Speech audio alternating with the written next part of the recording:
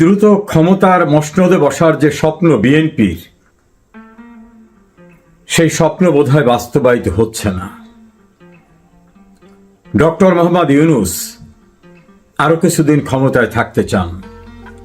এভাবেই তার একান্ত কোর কমিটিতে আলোচনা হয়েছে বলে একটি দায়িত্বশীল সূত্র জানিয়েছে। অনেকগুলি কারণ। তিনি ক্ষমতা এসেছিলেন সংস্কার করতে। প্রচলিত যে সরকার ব্যবস্থা, এ ব্যবস্থায় যেই ক্ষমতা আসুক কিছুই করতে পারবে না, এজন্য সংস্কার করা দরকার। অনেকগুলি সংস্কার কমিশন করেছেন। এই কমিশনে বিদেশিরা এসেছে, অর্থাৎ যারা বাংলাদেশের নাগরিক না, দেশের ভিতর গুরুত্বপূর্ণ ব্যক্তিরা অংশ নিয়েছেন।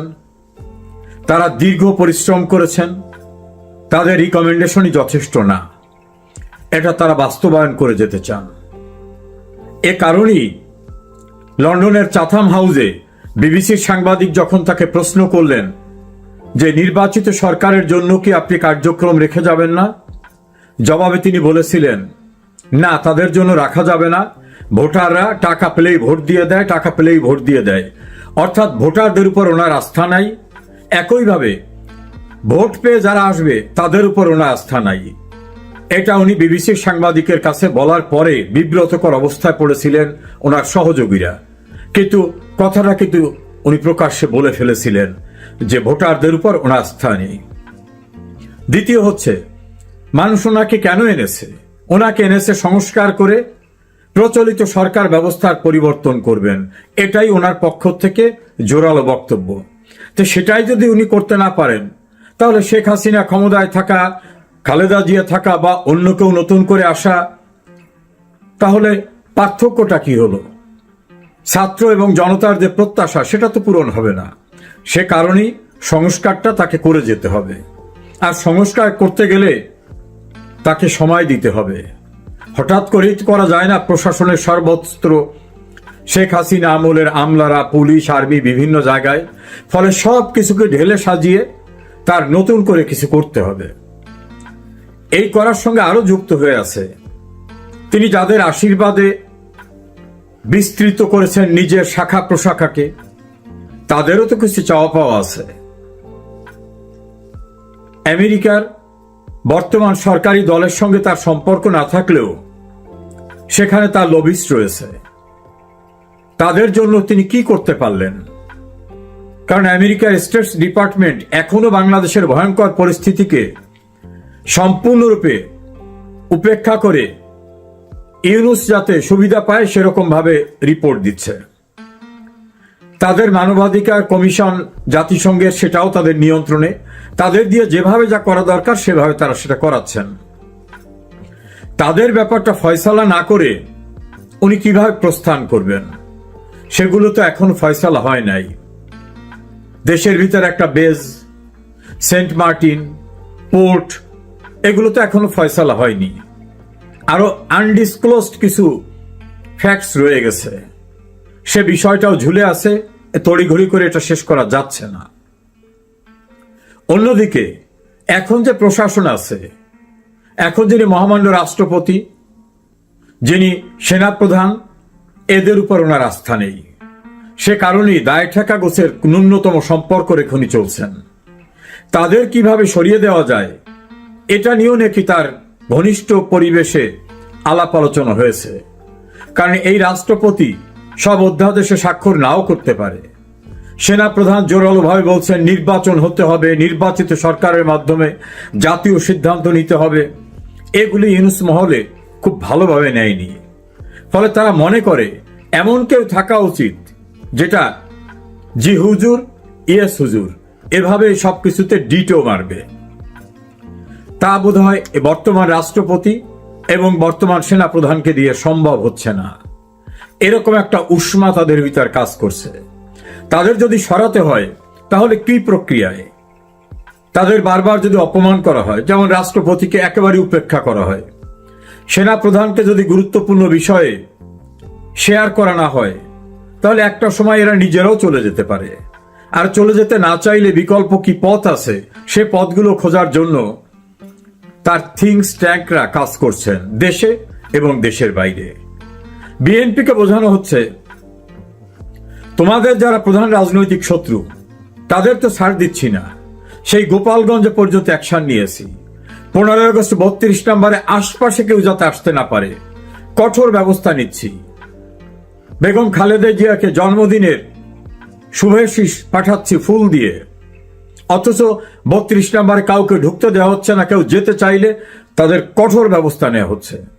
তোমার রাজনৈতিক প্রতিপক্ষকে তো আমরা বিনাশ করে দিচ্ছি, তো একটু ধৈর্য তোমরা ধরবে না কেন? তাছাড়া যদি তারেক রহমান বেশি বাড়াবাড়ি করে তাহলে অ্যাপিলেট ডিভিশনে পেন্ডিং হাইকোর্টের রায়ের বিরুদ্ধে যে অ্যাপিল রয়েছে সে অ্যাপিলের ফলাফলটাও ভিন্ন রকম হয়ে যেতে পারে। এছাড়া আরো কিছু মামলায় তারেক রহমান, তার স্ত্রী, তার মা মুক্তি পেয়েছেন। কোন কোন মামলায় তারেক রহমানের পরিবার অর্থাৎ তারেক রহমান নিজে, তার স্ত্রী কোর্টে যাননি, তারপরও কোর্ট তাকে মুক্তি দিয়েছে। এই বিষয়গুলো জুরিসপ্রুডেন্সের দিক থেকে যথার্থ হয়নি, এটা ইউনূসের আইন উপদেষ্টার যে তথ্যপাত্র সেটাকে ভালোভাবে ইউনূস সঙ্গে নিয়েছেন। প্রয়োজন হলে সেগুলোর বিরুদ্ধে অ্যাপিল হবে, অ্যাপিলে ধমাধম জাজমেন্ট হয়ে যাবে। জাজমেন্ট হয়ে গেলে তারেক রহমান নির্বাচনের অযোগ্য হবেন। প্রধানমন্ত্রী তো অনেক দূরের কথা, এই কঠিন সিদ্ধান্তের মুখোমুখি তাকে করা হবে। বরং তাকে বলা হচ্ছে দুদিন দেরি হলে তুমি তো একদিন প্রধানমন্ত্রী হবা, এই মূলাটি ঝুলিয়ে রাখা হয়েছে। আর যদি বাড়াবাড়ি করো তাহলে কিন্তু বিষয়টা সম্ভবত তারেক রহমান বুঝতে পেরেছেন। সে কারণে সব মামলা শেষ হয়ে যাওয়ার পরেও তিনি বাংলাদেশে যাচ্ছেন না। তিনি হয়তো এরকম একটা আশঙ্কাই আছেন। না হলে অতীতে বিএনপির পক্ষ থেকে বলা হতো মামলা আছে, কিভাবে তিনি আসবেন? এখন তো কোনো মামলা নাই, তিনি এখন মুক্ত মানুষ, তাহলে তিনি কেন ফিরছেন না? সম্ভবত এই আতঙ্ক তাকে তাড়া করে ফিরছে, এবং এই আতঙ্কের পিছনে যুক্তিগ্রাহ্য বিষয়ও রয়েছে। তারেক রহমানকে পরামর্শ দেওয়ার, আইনি বিষয় সম্পর্কে ওয়াকিবহাল করার কিছু লোক তো, দক্ষ লোকও তো তার সঙ্গে রয়েছে। অন্যদিকে জামাতে ইসলাম এবং এনসিপি তারা কোনোভাবে এই তড়িঘড়ি করে নির্বাচন করে তাদেরকে ছাগলের তৃতীয় বাচ্চার মতো থার্ড স্ট্যান্ডে রাখার পক্ষে তারা না। কোনোভাবে আওয়ামী লীগ সরাসরি অথবা বেনামিতেও আওয়ামী লীগ নির্বাচন করলে আওয়ামী লীগের সঙ্গেই যে বিএনপির কন্টেস্ট হবে এটা বুঝতে তাদের ভুল হচ্ছে না। সে কারণে প্রয়োজন বোধে কঠিন কঠোর হরতাল এবং যে পরিস্থিতি সৃষ্টি করতে হয় সেই পরিস্থিতি তারা সৃষ্টি করবে। ইতোমধ্যে নাসির উদ্দিন পাটোয়ারি বক্তব্য রেখেছেন, জামাতের পক্ষ থেকে বলা হয়েছে আমরা এই অবস্থার নির্বাচনের পক্ষে না। আর এনসিপি যে জামাতের তৈরি এটা তো সকলেরই জানা, এটা তাদের বি টিম। তাদের সঙ্গে রয়েছে আরো কিছু ইসলামী নামধারী দল, তাদেরকেও মাঠে নামানো হবে। এই পরিস্থিতিতে ডক্টর ইউনূসের পক্ষ থেকে বলা হতে পারে এই অস্থিতিশীল পরিস্থিতিতে কিভাবে একটা নির্বাচন সম্ভব। প্রয়োজন বোধে 2-1 কমিশনার বিভিন্ন জায়গা থেকে সমঝোতার ভিত্তিতে রিজাইন করবেন, বলেন এই তো অস্থিতিশীল পরিস্থিতি, এভাবে তো নির্বাচন হতে পারে না। তাছাড়া দেশের বড় একটি রাজনৈতিক দল জামাত ইসলামী, ইসলামিক অন্যান্য দল, নতুন যে কিংস পার্টি এনসিপি, তারা কেউ নির্বাচন করতে চাচ্ছে না, তারা হরতাল রাখতেছে, এই হচ্ছে ওই হচ্ছে, এই হচ্ছে ওই হচ্ছে।